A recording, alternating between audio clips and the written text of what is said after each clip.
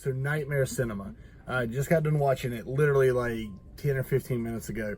It's one that, as soon as I see the trailer for it, and actually initially the poster for Nightmare Cinema, I really wanted to see it because that poster is just awesome.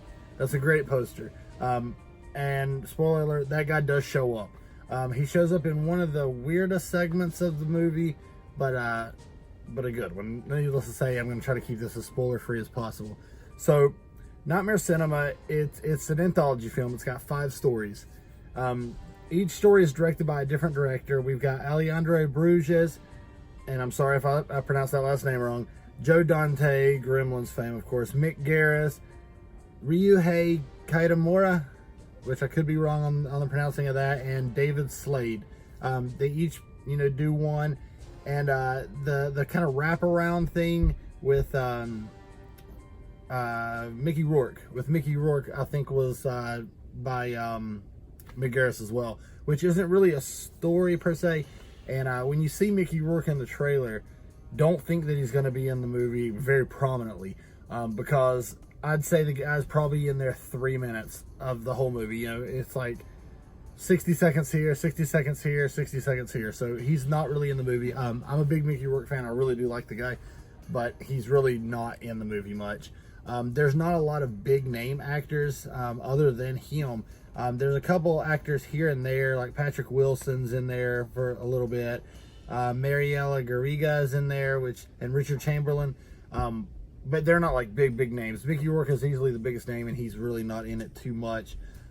They announced this project back in September 2017 with the 5 different directors attached, and Rourke is like the storyteller, which I guess he's a storyteller, but I don't really think he is in the movie. But it filmed in November, December 2017, and it was world premiered in Fantasia International Film Festival in Canada. According to Wikipedia, July 13th, 2018. So for some reason, it took almost an entire year to do its limited release here. I don't know why. It's currently on VOD. I know that Shudder had a part to do with it. They're going to help release it. But as of today, when I checked, it's not on the Shudder service. So I'm assuming they're going to do VOD, try to make some money off of it that way, and eventually it will come to the Shudder service. But I do know it's on VOD because I definitely checked today.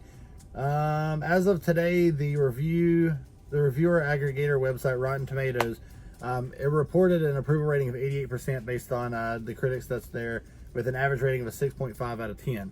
Now that's about that. So I seen the movie. So it starts off really creepy. Each segment really does feel like a nightmare. Like the way everything changes and the way everything can be perceived differently and stuff.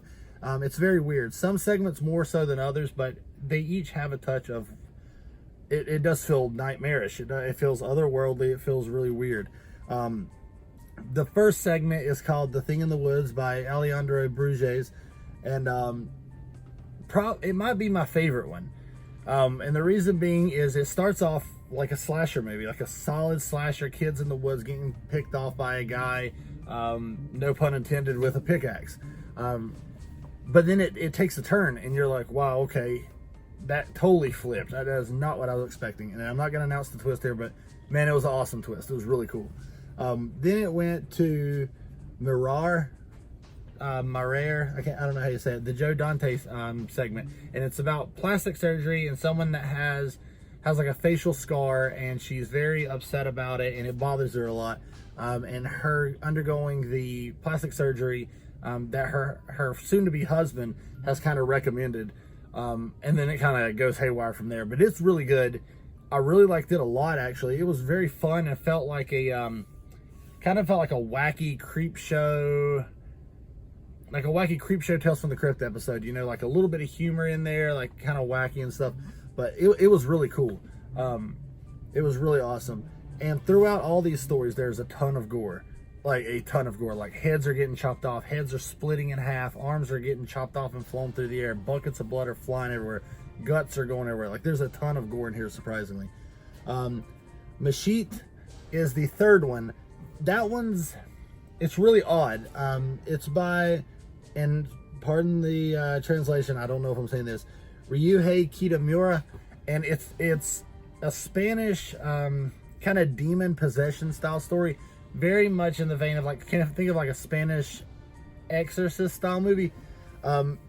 It starts off kind of slow, in my opinion. I was really having a tough time at the beginning of it, but it really picks up and it just goes batshit. Like, it's wild.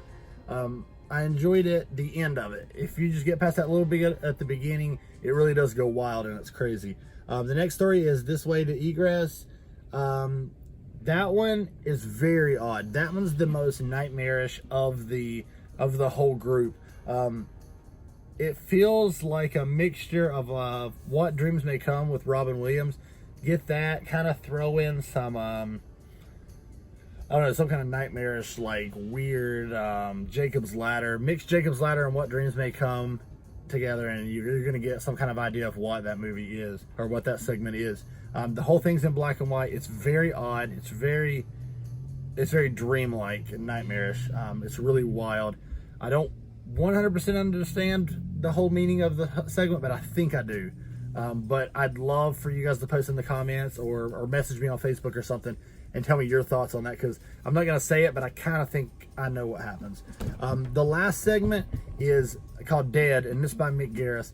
And it's very 90s-ish. The whole plot line is a guy, or a young boy, a mugger attacks him and his mom and his dad, kills them. He wakes up and he can see the dead now. So the killer's coming to the hospital to try to finish off what he started, and the kid is like seeing ghosts. It feels very like a 90-ish thriller style movie, but it's pretty good. Like it really wasn't bad. It wasn't the best, it wasn't the worst. It was kind of middle of the run. My personal favorite is probably The Thing in the Woods. Marere and Mashit, the first three are all really, really good. They're actually all pretty good. They're all extremely unique from each other. There's none that seem like the other. They're all completely different genres, completely different stories, and they don't seem rushed. They actually feel like complete mini films. They don't seem like rushed to conclusion or anything like that. I actually really enjoyed it. It's not exactly what I thought it was going to be. When I seen the trailer is like a chaotic hodgepodge of like this scene, this scene, this scene, this scene, this scene, and those scenes are in the movie, but it's more spread out and it doesn't seem so chaotic. Other than the end of Mashit, that segment is super chaotic. But yeah, I actually really enjoyed it. I highly recommend it. I love anthology films. It's currently on demand. I think it did have a limited theatrical release, but I don't know if it's even around, me, but if it's around you, go check it out in theaters. I think it would be great. It's a fun movie. It looks beautiful. The gore and special effects are incredible. The acting is very good. It's very well made. I really enjoyed it. It's great. And I hope a lot of you guys go out and see it, because it's totally worth your time. So, yeah, Nightmare Cinema, available on demand today. And, yeah, go check it out. I give it 2 thumbs up. Thanks for watching.